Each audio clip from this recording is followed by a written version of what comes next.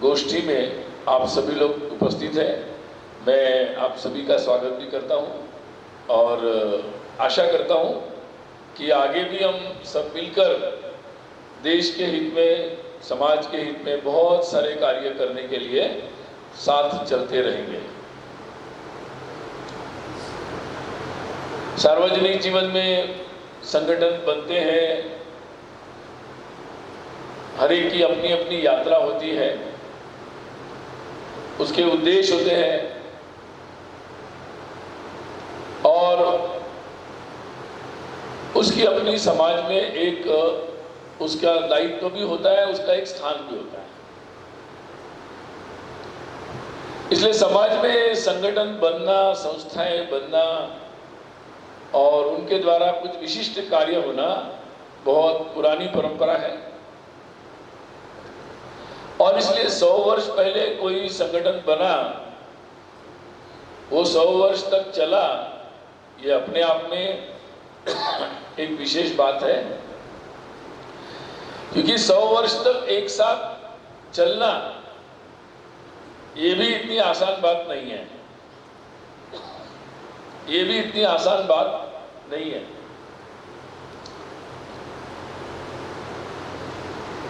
परंतु और अपने उद्देश्यों से भी न भटकते हुए चलना इतना आसान नहीं है।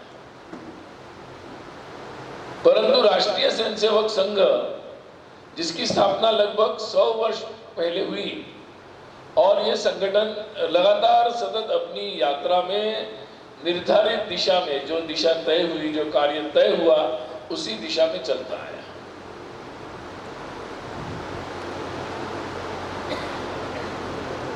और आज 100 वर्षों के बाद सार्वजनिक जीवन में अपने सामान्य शाखाओं के माध्यम से और स्वयंसेवकों के द्वारा जो विभिन्न प्रकार के कार्य चलते हैं, समाज जीवन में, शिक्षा में, सेवा में, समाज के विभिन्न कार्य जो चलते हैं, उनके माध्यम से लोग संघ को जानते हैं।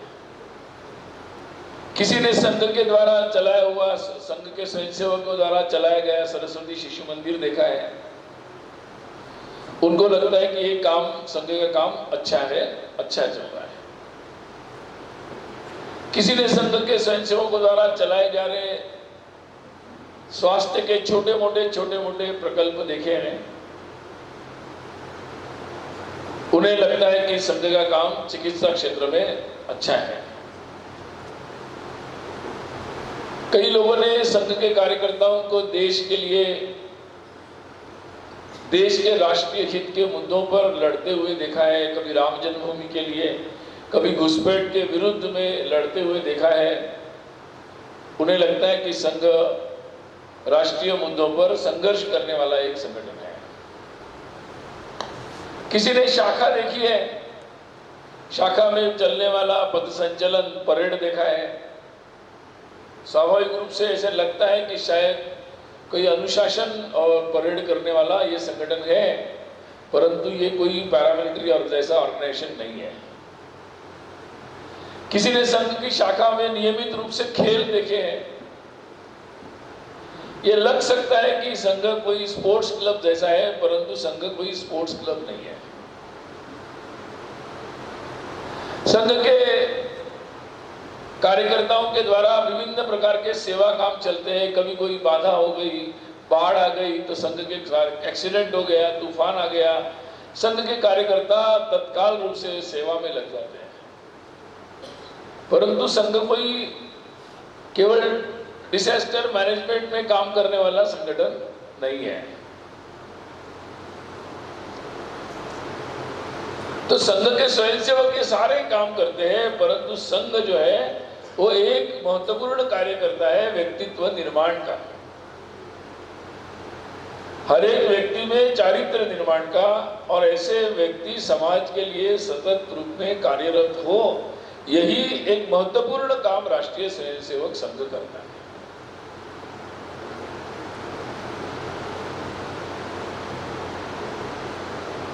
संघ की स्थापना जिन्होंने की, डॉक्टर केशव बलिराम हेडगेवार, उन्होंने जैसे उन दिनों में प्रचलित था कि अगर कोई आपको बात कहनी है तो या तो प्रचार करने वाला कोई मंच बनाया जाए, सेवा की कोई संस्था बनाई जाए, या तो राजनीति करनी है तो राजनीतिक दल बनाया जाए। परंतु डॉक्टर हेडगेवार जी ने राष्ट्रीय स्वयंसेवक बनाया, जो सामाजिक सांस्कृतिक स्तर पर समाज में काम करने वाला एक संगठन है।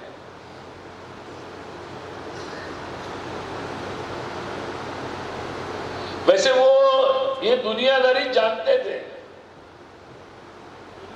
वो जहां रहते थे नागपुर में, वहां की जितनी भी सामाजिक संस्थाएं थी, चाहे वो अनाथों के लिए चलने वाला अनाथ विद्यार्थी गृह हो, व्यायामशालाएं हो, सार्वजनिक जीवन के जितने कार्य होते थे, उन सब कार्यों से उनका संबंध था।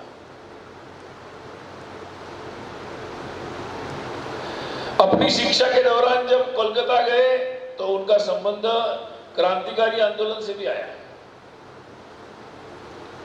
और उनकी जो सर्वोच्च संस्था थी अनुशीलन समिति, उसमें भी उनका प्रवेश हुआ।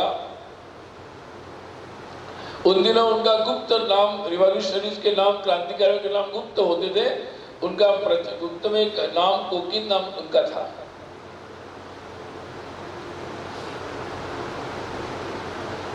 नागपुर में आने के बाद वो राजनीति में, कांग्रेस में बड़ी लंबे समय तक सक्रिय भी रहे।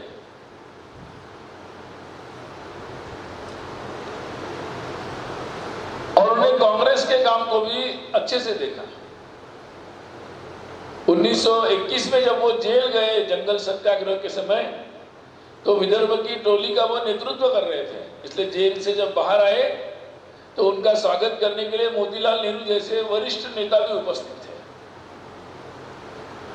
इस स्तर पर वो कांग्रेस में सक्रिय थे। परंतु ये करते करते उनके मन में एक बात आई कि देश के ऊपर अंग्रेजों का राज चलता रहा। वो अंग्रेजों से राज से हम मुक्त होना चाहिए, देश स्वाधीन होना चाहिए, तत्काल स्वाधीन होना चाहिए।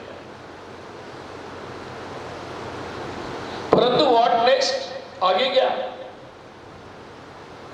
ये प्रश्न उनके मन में था कि आगे देश कौन सी दिशा में जाना है। क्या हमें अमेरिका इंग्लैंड जैसा बनना है, या भारत को भारत जैसा बनना है?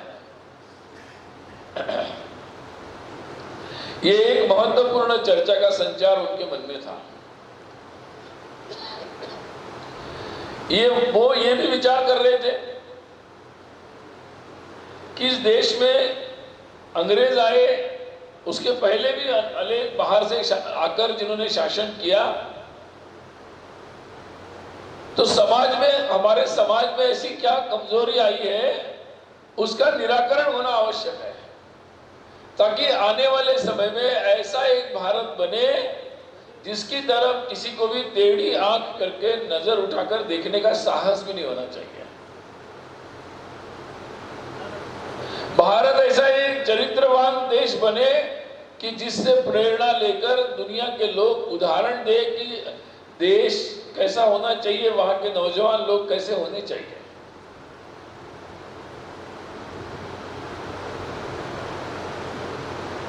और देश को अगर ऐसा बनना है, आर्थिक दृष्टि से ऐसा समृद्ध हो कि कोई अभाव से पीड़ित न रहे अपने देश में।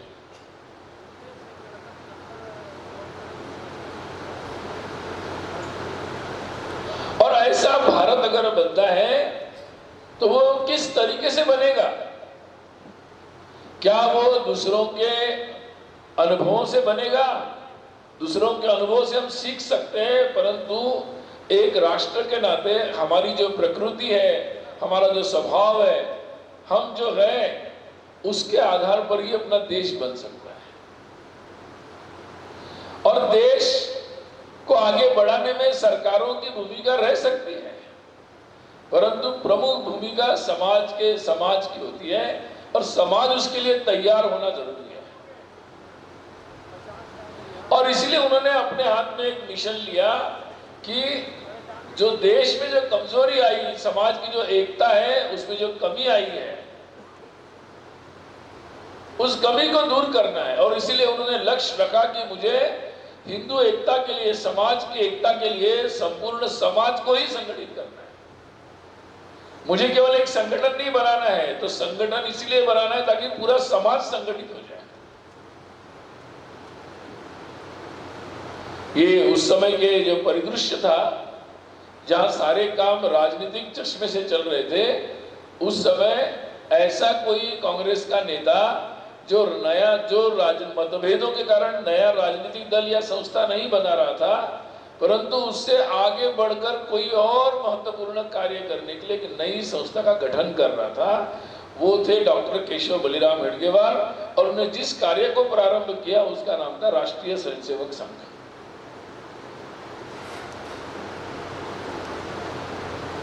महात्मा गांधी जी ने उनसे पूछा 1936 में कि आप तो कांग्रेस के कार्यकर्ता हैं, आपका कार्य भी अच्छा है। वो कैंप देखने आए थे और संघ का जो शिविर था वो देखने के बाद नागपुर के पास सेवाग्राम है, वहां पर वो आए हुए थे। तो उन्होंने डॉक्टर जी से कुछ समय के लिए उनका मिलना हुआ। मिलने में कई विषयों पर उन्होंने प्रश्न पूछे। महात्मा गांधी जी ने उन्होंने ये प्रश्न भी पूछा, अरे आप कांग्रेस के कार्यकर्ता है तो इतना अच्छा कार्य है आपका, वो आपने कांग्रेस में रहकर क्यों नहीं किया? डॉक्टर जी ने कहा कि ये जो कार्य है देशभक्ति का, मातृभूमि की सेवा का, उसके लिए बहुत अच्छे लोग मुझे जीवन के हर क्षेत्र में चाहिए। और ये व्यक्ति निर्माण का जो काम है, जहां रोज की राजनीति में वो संभव नहीं है। हर प्रकार के स्वार्थ से ऊपर उठकर ऐसे लोगों को तैयार करने का काम शांति से, उससे ऊपर, उससे परे जाकर ही किया जा सकता है। और इसीलिए मैंने कांग्रेस से बाहर आकर नया काम राष्ट्रीय स्वयंसेवक संघ का प्रारंभ किया। डॉक्टर जी का जो जीवन है वो जन्मजात देशभक्त थे।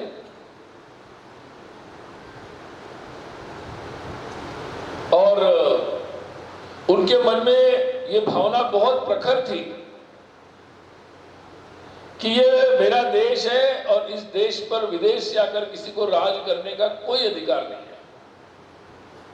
और इसलिए उनको जब उनके भाषणों के कारण, जब उनके ऊपर केस बनी और अंग्रेजों के कोर्ट में जब वो उनको उपस्थित किया गया, तो उन्होंने कोर्ट में अपनी बात रखी, क्योंकि कोई वकील तो कोर्ट पर बहिष्कार करके चले गए थे। तो उन्होंने जब बात रखी और उन्होंने कहा कि हमारे देश में विदेश से आकर आराज करने का आपको ये अधिकार किसने दिया, मैं आपके कोर्ट की वैधता कोई नहीं मानता हूं। और उन्होंने बहुत सारी बातें बोली। अंततः जज ने यह कहा कि आपका जो भाषण था, जिसके कारण अंग्रेज सरकार के खिलाफ विद्रोह करने के लिए केस बना है, उस भाषण से भी आपका ये भाषण ज्यादा विस्फोटक है। तो इतनी खुली बात करने का उनका एक स्वभाव था और स्पष्ट रूप से बात करने का उनका स्वभाव था। बचपन से ही उनके मन में यह भाव था और अपने मित्रों को संगठित करने की प्रवृत्ति उनकी स्वाभाविक थी। और इसलिए बचपन में ही उन्होंने अपने स्कूल में सारे अपने साथियों को एकत्रित करते हुए अंग्रेजी अफसर जब आए तो उनका स्वागत वंदे मातरम के नारों से किया था। और इसलिए उनको स्कूल से भी निकाल दिया गया था। स्कूल से निकाले गए, फिर एक राष्ट्रीय विद्यालय में गए, वहां से फिर नेशनल मेडिकल कॉलेज कलकत्ता में गए, वहां से आए तो राष्ट्रीय कांग्रेस में गए, तो राष्ट्रीय से उनका नाता जुड़ गया था। और अंततः फिर उन्होंने राष्ट्रीय स्वयंसेवक संघ बनाया। तो इसलिए बचपन से ही राष्ट्रीयता, देशभक्ति से उनका एक जो अटूट संबंध बना रहा, उस बीज से जो डॉक्टर जी के मन में वो प्रखर भावना थी देश की, उस प्रखर भावना के मूर्त स्वरूप जो बना, उस बीज का जो स्वरूप बना, वो राष्ट्रीय स्वयंसेवक संघ है। और इसलिए संघ का जन्म ही देश की सेवा के लिए बना, संघ का जन्म ही इस देश के हित में बना हुआ। और स्वाभाविक रूप से 100 वर्ष की यात्रा अगर संघ की हम देखेंगे, उसका 100 वर्ष के कामों में सारा समय, सारी ऊर्जा, सारी शक्ति इस देश को आगे बढ़ाने में ही लगी है।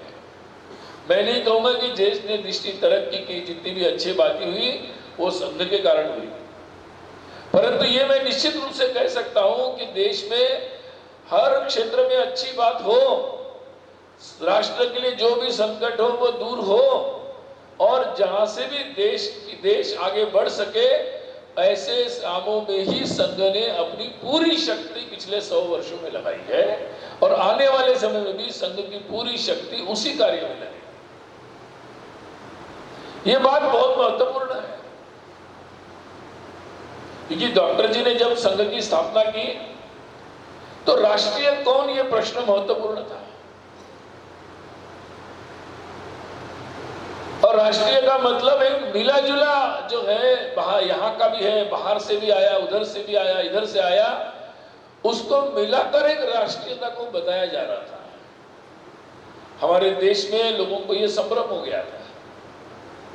आज भी उसके कुछ चिन्ह दिखते हैं। जब हम प्रदेश के नाम पर झगड़ा करते हैं तो वो उसी एक विष के जो होता है ना, कि विष पूरा उतरता नहीं है जल्दी, थोड़ा थोड़ा बच जाता है शरीर में।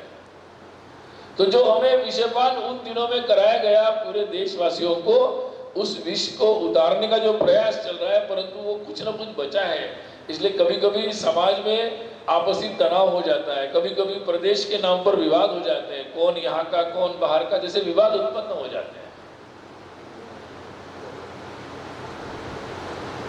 जाति के नाम पर भी उच्च नीच के भेद उत्पन्न हो जाते हैं, क्योंकि ये सारे भेद समाज में उत्पन्न हो, ऐसा एक सतत प्रयास किया गया है। मनुष्य स्वभाव के कारण दोष तो आते हैं समाज में, परंतु हमारे समाज में इस दोष के निवारण का एक सतत उपाय चलता रहता था। जैसे हम रोज स्नान करते हैं, अपने ब्रश करते हैं, साफ कपड़े साफ करते हैं, वैसे समाज में भी दोष आते हैं, हर समाज में आते हैं। परंतु समाज में अगर उसके नित्य रूप से साफ करने की प्रक्रिया चलती रहे तो समाज निरंतर आगे बढ़ता है। ये प्रक्रियाएं हमारे समाज में थी। हमारे जितने भी त्योहार, अपने जितने भी आध्यात्मिक, धार्मिक, सांस्कृतिक जितने भी कार्य है, वो सतत रूप से यही काम करते थे। हमारे साधु संत सन्यासी लगातार यही काम करते थे, परंतु ये सारी व्यवस्थाएं उन दिनों कमजोर हो गई थी। आपको पता है कि जैसे नालंदा का ध्वंस किया गया, ब्रिटिशों के काल में भी कुंभ मेला बहुत ही सुप्तावस्था में चला गया था, और जब पूर्णतः देश स्वाधीन होने के बाद भी जब राम जन्मभूमि के आंदोलन के बाद पूर्णतः हिंदू धर्म और हिंदू की अपने प्रति स्वाभिमान जागृत हुआ, तब उसी कुंभ का स्वरूप करोड़ों में बदल गया। हिंदू एकता के एक प्रत्यक्ष दर्शन के रूप में उसका स्वरूप बदल गया। हमें सबको याद है कि पिछले बार जब प्रयागराज में कुंभ हुआ तो 60 करोड़ के आसपास पूरी जनता वहां पर आ गई थी। तो ये जो एक स्वरूप, और इसीलिए देश पूर्णतः उस उपनिवेशिक कॉलोनियल माइंडसेट से पूर्णतः मुक्त हो और अपना देश के स्वाभिमान के साथ देश खड़ा हो, इस प्रयास के साथ संघ का कार्य प्रारंभ हुआ। इसलिए कई बार लोग पूछते हैं कि राष्ट्रीय स्वयंसेवक संघ ने हमेशा ऐसे ऐसे मुद्दे संघ के द्वारा क्यों उठाए जाते हैं। क्योंकि देश में कई लोग हैं कि जो अपने राजनीति के कारण कई महत्वपूर्ण विषय पर नहीं बोलते हैं, या उस पर राजनीतिक तरीके से अपनी बात को रखते हैं। परंतु संघ की जो स्थापना हुई वो पीढ़ियों तक, शताब्दियों तक इस राष्ट्र को खड़े करने के लिए हुई, और इसलिए संघ समाज हित में, राष्ट्र हित में जो भी विषय सामने आते हैं उन पर बेबाक तरीके से अपनी बात को समाज हित में, राष्ट्र हित में स्पष्ट रूप से रखना है।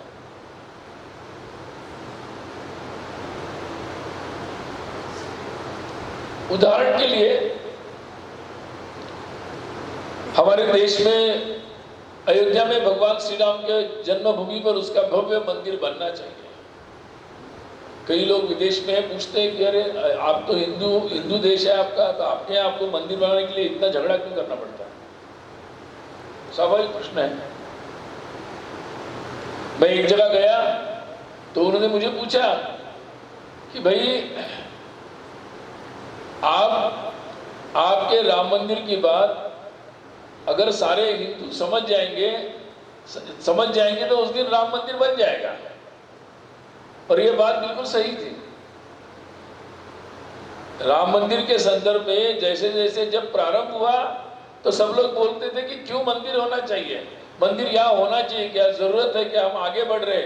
आज मुझे लगता है कि 30-40 वर्ष की जो बहस चली, जो चर्चाएं चली, उसके परिणाम स्वरूप ये बात सबके ध्यान में आई कि भगवान श्री राम हमको जोड़ने वाले तत्व हैं। भगवान श्री राम हमें एक करने वाले हैं। हमारे वो भारतीय जीवन मूल्य, हिंदू की जो जीवन मूल्य है, उससे हमें परिचित कराने वाले, उसका जीवंत उदाहरण है वो हमारी अस्मिता है, आइडेंटिटी है। और इस व्यापक आइडेंटिटी जब ये परिचय हमारे साथ जुड़ जाता है तो हमारे छोटे छोटे आइडेंटिटीज पर हम जो झगड़ा करते हैं उससे हम उभर सकते हैं। झारखंड में भी मैंने सुना कि बहुत बड़ी मात्रा में रामनवमी का उत्सव मनाया जाता है, बहुत अच्छी बात है। और ये रामनवमी के उत्सव जैसे इसको सामाजिक उत्सव बना के रखना चाहिए। इसको राजनीति की प्रतियोगिता का स्थान नहीं बनने देना चाहिए। पूरे समाज के सभी लोगों को इसमें पहल करनी चाहिए ताकि ये पूरे समाज का सबको जोड़ने वाला एक उत्सव बना रहे, मतलब आगे भी बना रहे। और इसलिए ये जो प्रश्न अपने समाज में आया कि हिंदू राष्ट्र शब्द के साथ ये शब्द जुड़े हैं, हिंदू धर्म, हिंदू संस्कृति, हिंदू समाज, हिंदू राष्ट्र, हिंदुत्व, ये शब्दों का चयन संघ ने क्यों किया?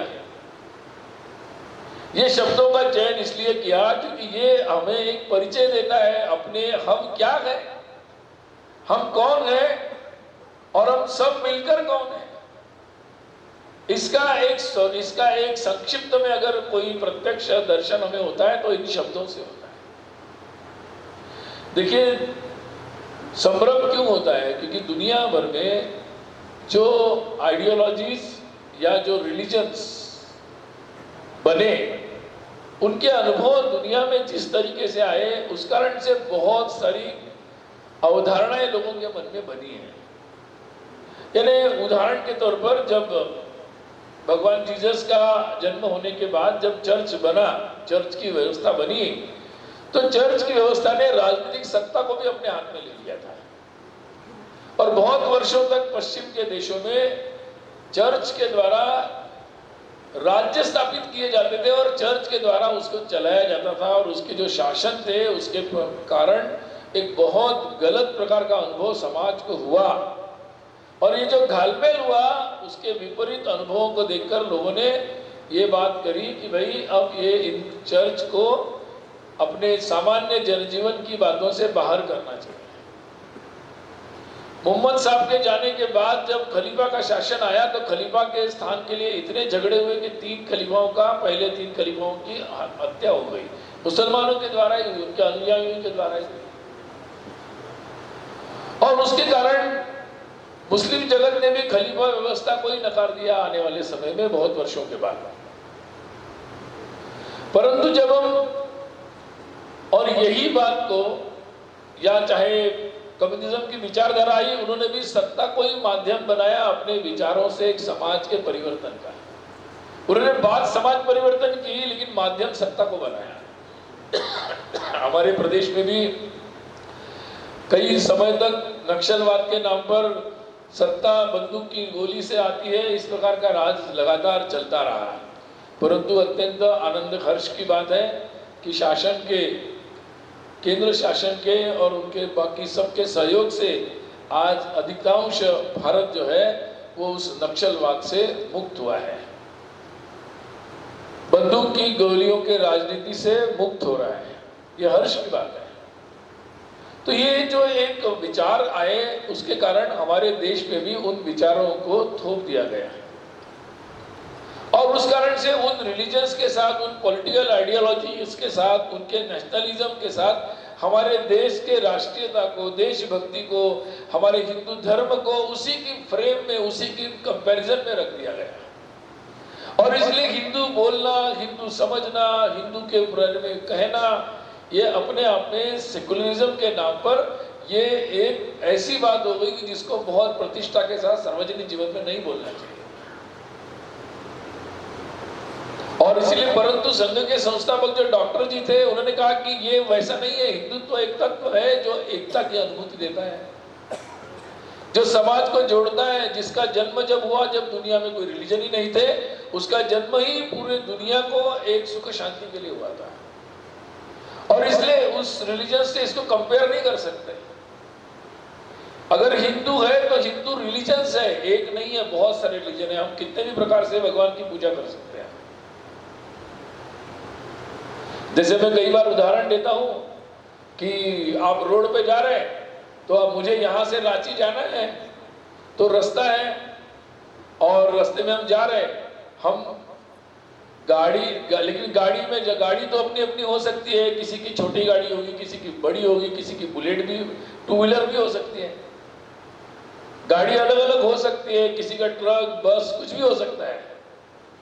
परंतु ट्रैफिक सिग्नल के रूल जो है वो कॉमन है कि भाई ओवर स्पीड मत करो, सिग्नल का पालन करो, लेन का पालन करो। ट्रैफिक सिग्नल सबके लिए समान है।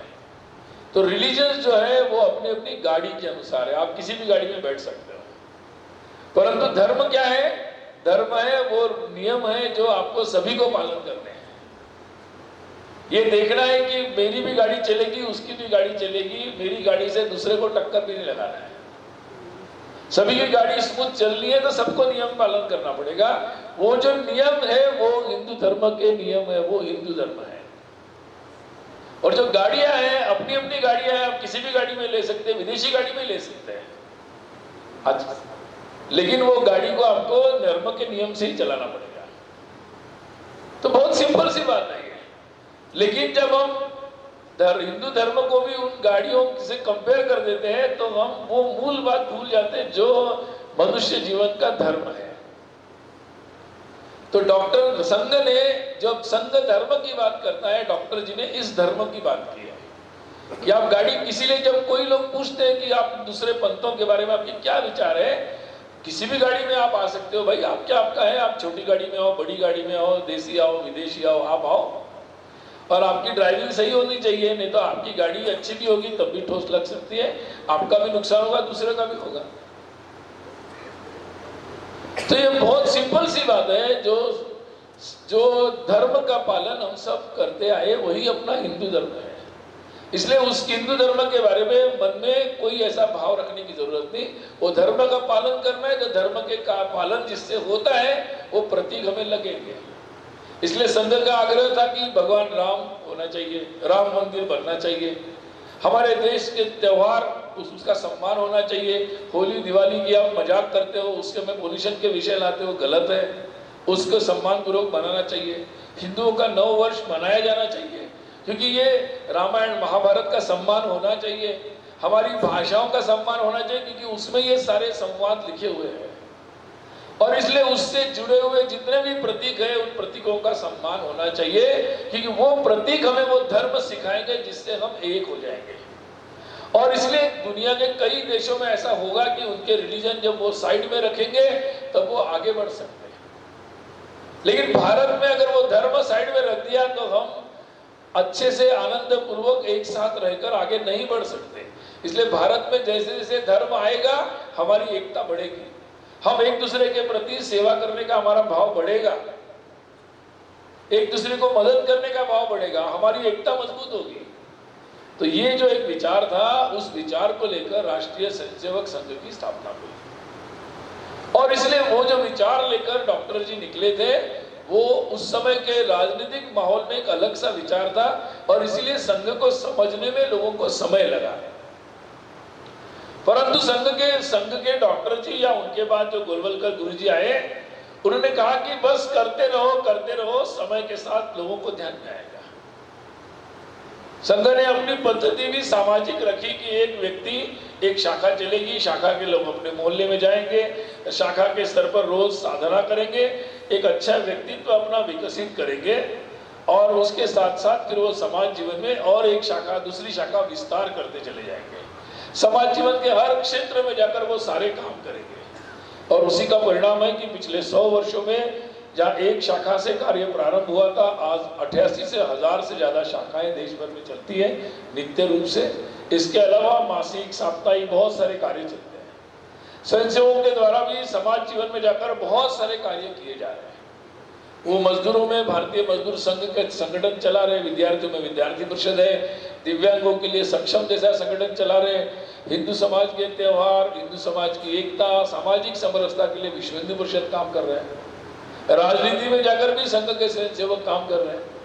हर क्षेत्र में जाकर संघ स्वयंसेवक काम कार्य करने का प्रयास कर रहे हैं। और वहां पर भी यही हिंदुत्व की एकता, देश की एकता, देश का परम वैभव, इसके लिए सतत रूप से प्रयास कर रहे हैं। आज ये यात्रा लगातार 100 वर्ष चलती रही और इसीलिए संघ राजनीतिक संगठन, राजनीतिक पार्टी नहीं है। इस कारण से 5 वर्षों के हिसाब से संघ अपनी भूमिकाएं नहीं लेता है। संघ शताब्दियों के लिए एक नींव बनाने का काम संघ करता है।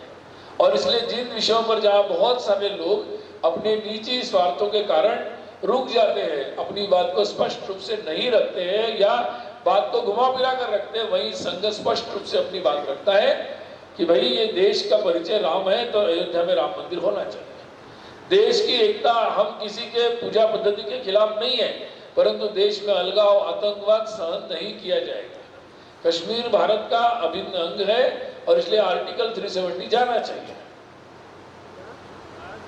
और इसलिए ये जो स्पष्ट भूमिकाएं संघ ने समय समय पर ली, परंतु उन भूमिकाओं का उद्देश्य जो था वो देश की एकता, अखंडता, राष्ट्र की सुरक्षा और राष्ट्र का ऐसा विकास जो उसको परम वैभव तक ले जाए। इस उद्देश्य से ही इतने वर्षों तक ये संघ का कार्य लगातार चलता रहा है। आज जब हम इस कार्य को देखते हैं तो पिछले 100 वर्षों में जहां जहां संघ का कार्य पहुंचा, कठिन से कठिन परिस्थितियों में भी स्वयंसेवकों ने काम किया।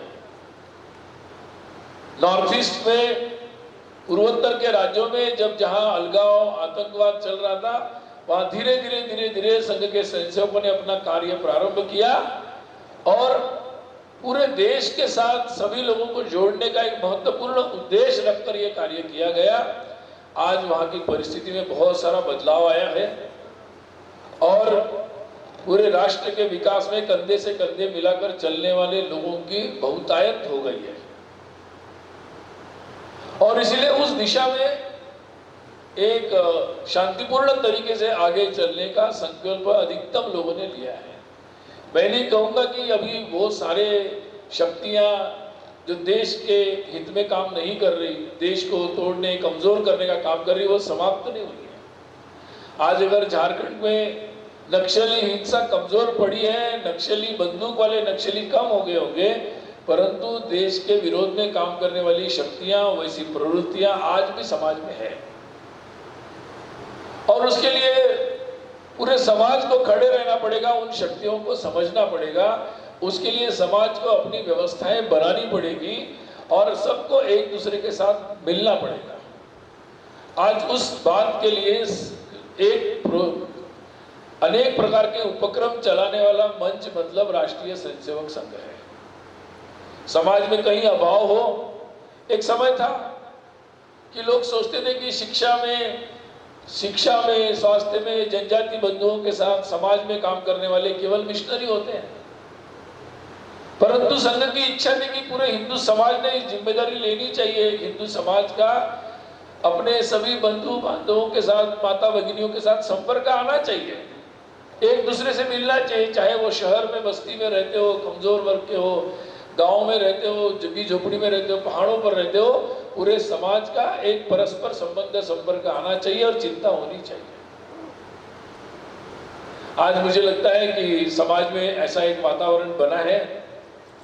विद्या भारती के द्वारा सरस्वती शिशु मंदिर बहुत बड़ी मात्रा में 13,000 से ज्यादा स्कूल देश भर में चलाए जाते हैं, परंतु धीरे धीरे समाज के जितने मठ, मंदिर, बहुत सारी संस्थाएं हैं जो एक समाज सेवा के रूप में अब शिक्षा के क्षेत्र में, स्वास्थ्य के क्षेत्र में आगे आए हैं।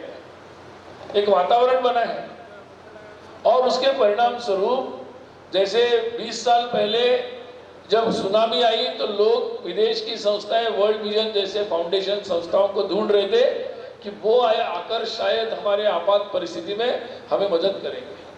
परंतु जब कोरोना हुआ तो अपने ही समाज की, संघ की सेवा भारती से लेकर समाज के विभिन्न प्रकार के, हिंदू समाज के संगठन, संस्थाएं, मंदिर, सभी प्रकार के लोग सामने आकर उन्होंने इस जिम्मेदारी को ले लिया था समाज की चिंता करने का, और इसलिए किसी को उस समय विदेशी संस्थाओं का याद भी नहीं आया। तो ये जो परिवर्तन है, ऐसा एक समाज संघ की कल्पना में है और उसको एक मूर्त स्वरूप देने में संघ की शक्ति लगी हुई है। लगातार ये बात अत्यंत आवश्यक है कि समाज में जब एक जगह शाखा पहुंचती है तो शाखा के लोग अपने आसपास के लोगों से मिलते हैं, वहां के सुख दुख से जुड़ते हैं, वहां की संस्थाओं को मजबूत करते हैं और अलग अलग प्रकार के कार्यों में जुड़ जाते हैं। और इसीलिए एक समय जब था कि लोग कहते थे कि भाई समाज में, शिक्षा में हिंदुत्व क्यों चाहिए, बिजनेस में हिंदुत्व क्यों चाहिए, देश की सुरक्षा से हिंदुत्व का क्या संबंध है, संघ का क्या संबंध है, ऐसे हर जगह लोग पूछते थे। परंतु अब मुझे लगता है कि समय बदल रहा है। आज मैं सुबह अहमदाबाद अपने IIM गया था रांची में, तो वहां वही चर्चा हो रही थी कि अब IIM में भी गीता का संदेश पढ़ा रहे थे, प्रिंसिपल साहब गीता पढ़ा रहे हैं। तो जो मूल तत्व है, अब लोग सोच रहे हैं कि वो अगर हर जगह आते हैं, हमारा धर्म अगर हर जगह आ जाता है, संघ आ जाता है, तो शायद वहां की परिस्थितियां अच्छी हो जाएंगी। ये एक बहुत बड़ा बदलाव आज समाज में आया है और अपने नई पीढ़ी के अंदर तो ये बात आई है कि जहां भारत माता की जय बोलने में भी लोग संकोच करते थे, जय श्री राम बोलने में भी लोग संकोच करते थे, हिंदू होने को गर्व से सार्वजनिक रूप से कहने में संकोच करते थे। मुझे लगता है कि करते करते करते, मैं नहीं कहूंगा कि ये संघ के कारण हुआ, लेकिन ऐसा हो इसके लिए संघ ने अपनी पूरी शक्ति लगा दी थी। और आज मुझे लगता है कि भारत माता की जय बोलना, वंदे मातरम कहना या जय श्री राम कहना और उसके कार्य के साथ जुड़ना, ये सामान्य युवाओं को इसके बारे में कोई संकोच नहीं होता है। ये एक बहुत बड़ा बदलाव आज समाज में आया है कि धीरे धीरे हम अपना परिचय क्या है, हम कौन है, हमारा समाज क्या है, इसको जानने लगे।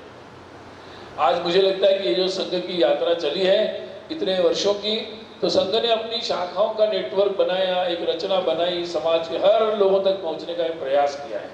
फिर भी किसी संगठन की शक्ति पर्याप्त नहीं होती, वो पूरे समाज के सामने इतनी सी होती है। परंतु जब पूरा समाज की इच्छा बनती है और पूरा समाज किसी कार्य में लगता है तो वो कार्य यथाशीघ्र पूरा हो जाता है। और इसलिए संघ ने कार्य की एक विचार रखा, कार्य करने वाले, समझने वाले, ये संभव है, ऐसा एक उदाहरण समाज के सामने रखा है। परंतु अगर किसी को ये लगता है कि अब पूरा काम संघ के द्वारा ही हो जाएगा, तो मैं प्रामाणिकता से आपको कहना चाहता हूं कि ऐसा वास्तव रूप में संभव नहीं है। हम जो एक आदर्श कल्पना कर रहे कि समाज ऐसा होना चाहिए हमारा, वो कल्पना साकार करने के लिए समाज के आप जैसे हर प्रकार के व्यक्ति को आगे आना पड़ेगा। आपके पास जितने भी तंत्र है, आपकी व्यवस्थाएं हैं, उसको काम में लगाना पड़ेगा, तब हम जो परिवर्तन कर सकते हैं। और समाज पूरी तरह लगेगा तो हम यथाशीघ्र कर सकते हैं। कई लोग पूछते हैं कि संघ में इतना धीमे क्यों है। मैंने कहा संगठन की गति धीमे रहेगी, लेकिन जब समाज आ जाएगा तो उसकी गति बहुत ज्यादा बढ़ जाएगी। और इसीलिए इस वर्ष शताब्दी के निमित्त संघ ने पंच परिवर्तन का आह्वान किया है कि ये पंच परिवर्तन एक माध्यम है जिसके माध्यम से हम, क्योंकि देश आगे बढ़ रहा है, आर्थिक दृष्टि से, तकनीकी से, सुरक्षा की दृष्टि से आगे बढ़ रहा है। जब आगे बढ़ रहा है तो हमें उन शक्तिमान देशों से ऐसा नहीं बनना है कि जिनके पास शक्ति आई तो उन्होंने अपनी शक्ति का दुरुपयोग किया और वो असुर शक्ति में बदल गए। परंतु भारत तो एक सात्विक देश है, तो हमारी सात्विक प्रवृत्ति के साथ हमें आर्थिक विकास में आगे बढ़ना आवश्यक है। और इसलिए वो समाज को वैसा बनना है, समाज में वैसे परिवर्तन होने हैं, तो उसकी पहल भी पूरे समाज को करनी होगी। और इसकी शुरुआत के रूप में पंच परिवर्तन का एक विषय समाज के सामने संघ ने रखा है। 5 विषयों को समाज के सामने रखा है। और ये केवल संघ ने नहीं करना है, तो समाज ने अपने अपने तरीके से अपने अपने जगह हर कोई करना अपेक्षित है। हमारे हिंदू एकता की बाधा जो है वो हमारे जाति जाति के नाम पर जो भेदभाव होता है वो सबसे बड़ी बाधा है। उसको किसी संगठन या सरकारों के निर्णय से ठीक नहीं किया जा सकता। तो पूर्ण समाज को ही अपने व्यवहार में उस बात को लाना पड़ेगा। हमारे घरों, हमारे स्वयं के मित्र की सूचियों में सभी प्रकार के समाज के लोग लाने पड़ेंगे। हमारे घर के त्योहारों में, निमंत्रण में सभी प्रकार के लोगों को बुलाना पड़ेगा। हमारे घर में सफाई से लेकर सभी काम करने वालों के प्रति हमारा व्यवहार कैसा है, इसको देखना पड़ेगा।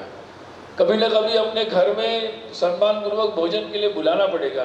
कभी हम स्वयं भी ऐसे सबके घर जाना पड़ेगा।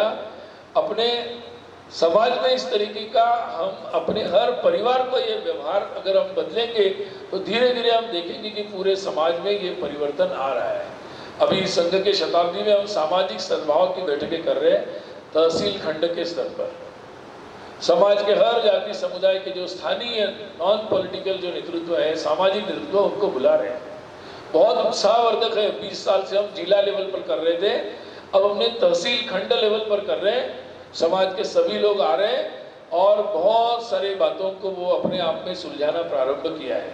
ये प्रक्रिया चलती रही तो बाहर से जितना भी आपको वातावरण दिखता है, खराब दिखता है, अंदर में अभी भी बहुत बड़ी आशा है, बहुत बड़ा विश्वास है। और हिंदू धर्म और हिंदू की समाज परंपरा में लोगों की बहुत बड़ी आस्था है, श्रद्धा है, और वो इसका आधार बनती है अपने समाज की एकता का। तो अगर हम सब मिलके वो प्रयास करेंगे तो ये विषय आगे बढ़ेगा। दूसरा है पर्यावरण का विषय। पर्यावरण की बात तो होती है, सभी जानते हैं पर्यावरण के बारे में, परंतु पर्यावरण का विषय तभी ठीक हो सकता है, वो भारतीय मार्ग होगा, हम अपनी जीवन शैली को ही पर्यावरण के अनुकूल बनाएं। अभी हम एक दिन में बदल नहीं सकते क्योंकि हम उस चक्र में हैं, अंदर घुस गए हैं। एक दिन में निकल नहीं सकते, लेकिन धीरे धीरे भारत जैसा देश अगर अपनी शैली को बदलेगा, पर्यावरण के अनुसार अपनी जरूरतों को बदलेगा, हम प्लास्टिक, पानी, बिजली, पेट्रोल, कितना इलेक्ट्रॉनिक्स की चीजें, उन कचरा कितना कम हम कर सकते हैं, इन सब बातों पर अगर हम ज्यादा विचार करते चलेंगे, थोड़ा बदलाव करेंगे, तो निश्चित रूप से हम डिमांड बदलेंगे। भारत जैसे इतने बड़े देश की मांगे बदलेगी तो बाजार बदलेंगे, बाजार के अनुसार नई टेक्नोलॉजीज बदलेगी जो पर्यावरण के अनुकूल होगी, और इन बदलावों से हम वास्तव में एक समाधान दे पाएंगे अच्छे पर्यावरण का। तो ये सारी बातें अपने परिवार में होनी पड़ेगी, क्योंकि परिवार में एक तीसरा विषय रखा है कुटुंब प्रबोधन, परिवार प्रबोधन। आज हम जानते हैं कि जैसे जैसे आर्थिक दृष्टि से हमारा शहरीकरण हो रहा है, हमारे परिवारों में भी समस्याएं आती हैं।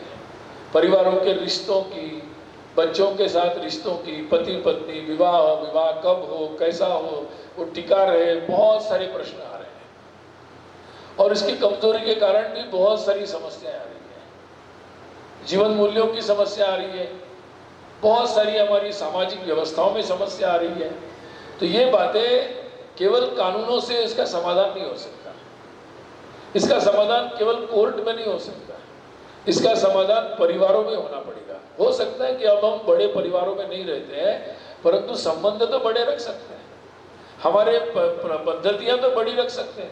इसलिए बार बार सप्ताह में 1 दिन 2 दिन सब मोबाइल साइड रखकर 1-2 घंटे आराम से भोजन करें, चर्चा करें, अपने देश समाज की चर्चा करें, संस्कृति की चर्चा करें, परिवार की चर्चा करें, बच्चों से बात करें, पति पत्नी आपस में बात करें, बूढ़ों से बात करें, अपने घर के बुजुर्गों से बात करें, अपने रिश्तेदारों से बात करें, अपने गाँव में जाकर आए, अपने रिश्तेदारों को, मित्रों को घर में बुलाएं, ऐसे बच्चों को ऐसे त्योहारों में ले जाएं, समाज के सामान्य लोगों से मिलवाएं।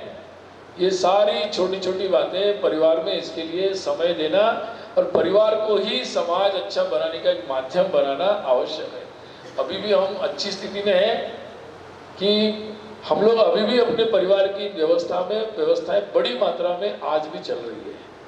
तो इसलिए उसको महत्व देकर उसको आगे बनाए रखना और उससे बेहतर स्थिति में लेकर जाना हम लोगों के लिए बहुत ज़्यादा आवश्यक है। चौथा मुद्दा है स्व का, स्व के अनुसार अपना जीवन, यानी आप दुनिया में कहीं भी जा सकते हैं, कहीं भी आ सकते हैं, कहीं का भी सामान ले सकते हैं, परंतु विचार ले सकते हैं, वस्तुएं ले सकते हैं, टेक्निक ले सकते हैं, अनुभव ले सकते हैं, परंतु पुराना जो लेंगे उसको देश युगानुकूल बनाना है, और जो बाहर से लेंगे उसको देशानुकूल बनाना है। आजकल की भाषा में कस्टमाइज करना है उसको, तभी हम लोग उसको उपयोग सही तरीके से कर सकते हैं, उसको पचा पाएंगे। और इसलिए स्वभाषा अभिमान होना चाहिए। दुनिया के जितने भी आर्थिक दृष्टि से संपन्न देश हैं, अधिकतम लोग अपनी भाषा में काम करते हैं। जापान जापानीज में, चाइना अपनी चाइनीज में करता है, कोरिया जैसा, ताइवान जैसे छोटे देश जिन्होंने सेमीकंडक्टर बनवाया, वो लोग अपनी कोरियन और ताइवानीज भाषा में काम करते हैं। यूरोप में जर्मनी जिसने ऑटोमोबाइल किया, वो अपना ऑटोमोबाइल सारा पूरा शिक्षा जर्मनी भाषा में करता है। तो ऐसा नहीं है कि दुनिया में अपनी किसी भी भाषा में हम उच्च से उच्च तक अपनी तकनीकी को हम तैयार कर सकते हैं। तो इसलिए अपनी देसी खाना, अपनी स्वभाषा, स्वभूषा यानी वेशभूषा, स्वभोजन, स्वभेषज यानी अपनी स्वयं की दवाएं, आयुर्वेद, योग, सिद्धि, अपने दादी का, बूढ़ी माँ का, अम्मा का जो दवाएं होती है वो दवाएं, तो ये सब बातों के बारे में हम लोगों का जो आग्रह है, स्वदेशी, स्वतंत्र, स्वव्यवस्था, बहुत सारे शब्द हैं। ये स्व का जागरण जो है वो बहुत आवश्यक है। स्वाधीनता, स्वतंत्रता इसलिए होती है, स्वाधीनता इसलिए होती है ताकि हम स्वतंत्र खड़ा करें, अपना तंत्र खड़ा करें। और अंतिम जो मुद्दे का आह्वान है वो नागरिक कर्तव्य का है, कि नागरिक कर्तव्य का मतलब ट्रैफिक रूल का पालन करना या टैक्स समय पे देना इतना ही नहीं है। तो वास्तव में भारत के संदर्भ में राइट्स की चर्चा तो बहुत होती है, परंतु जो कर्तव्य है, हमारी ड्यूटीज है, उसकी बात होना जरूरी है। और हमारे देश में तो ड्यूटीज क्या होती है, धर्म होता है। वो आप शिक्षक है तो शिक्षक का धर्म है, आप डॉक्टर है तो डॉक्टर का धर्म है, आप नागरिक है तो आपको नागरिक का धर्म है। तो जो धर्म का पालन है यही नागरिक कर्तव्य है। और इसलिए एक दूसरे की मदद करना, प्राणियों की मदद करना, मनुष्यों की मदद करना, हर एक की चिंता करना, देश की सुरक्षा का विषय है, मुझे क्या करना है, मेरा विषय नहीं है, केवल सैनिक का विषय नहीं है, मेरा सबका विषय है, नागरिक के नाते उसकी चिंता करना, ये सारे जो विषय है छोटे छोटे छोटे छोटे, वो सारे नागरिक कर्तव्य में आते हैं, वो धर्म कर्तव्य में आते हैं। तो ये कल्पना है कि ये जो 5 परिवर्तन की बातें जो है, अर्थात सामाजिक परिवर्तन के महत्वपूर्ण विषयों को लेकर संघ ने आह्वान किया है। आप सब लोगों की अपेक्षा है कि संघ एक अनुभूति है, तो आप संघ को सुने होंगे, आज भी सुना है, देखा होगा, परंतु संघ एक अनुभूति है, तो आप लोग उस अनुभूति को लेंगे तो संघ अधिक अच्छे से समझ में आएगा। और संघ का जो ये काम है, शाखा में जुड़ते हैं, बहुत अच्छी बात है। इससे प्रेरित होकर कोई अच्छे काम आप कर रहे हैं, उसको जोड़ना चाहते हैं, बहुत अच्छी बात है। आप स्वयं कोई काम नया खड़ा करना चाहते हैं, अच्छी बात है। आप संघ से अलग रहकर अपना कोई अच्छा काम करना चाहते हैं देश हित में, वो भी संघ का ही काम है, ऐसा हम मानते हैं। और इसलिए सर्वे का किसी न किसी स्वरूप में, सकारात्मक रूप में सक्रिय होना आवश्यक है। और इसलिए समाज के जो अच्छे लोग हैं, सज्जन शक्ति है समाज में, उनको सक्रिय होना जरूरी है। दुर्जन शक्ति हमेशा संगठित और सक्रिय रहती है, इसलिए अच्छे लोगों को सक्रिय होना बहुत आवश्यक है। जहाँ अच्छे लोग एकत्रित आते हैं तो वो स्वार्थ से ऊपर उठते हैं, वो एकता को मजबूत करते हैं। जो स्वार्थ के आधारित एकता होती है वो कभी भी खंडित हो जाती है। और इसलिए चारित्र निर्माण के द्वारा ही ऐसा समाज हम बना सकते हैं जो किसी भी परिस्थिति में एक रहेगा और एक होकर चलेगा। अन्यथा छोटी छोटी बातों पर समाज में स्वार्थ उभर कर आते हैं। और इसीलिए संघ ने इस बात को, व्यक्ति निर्माण को बहुत महत्वपूर्ण माना है। आने वाले समय में भी संघ इसी बात को आगे लेकर जाएगा।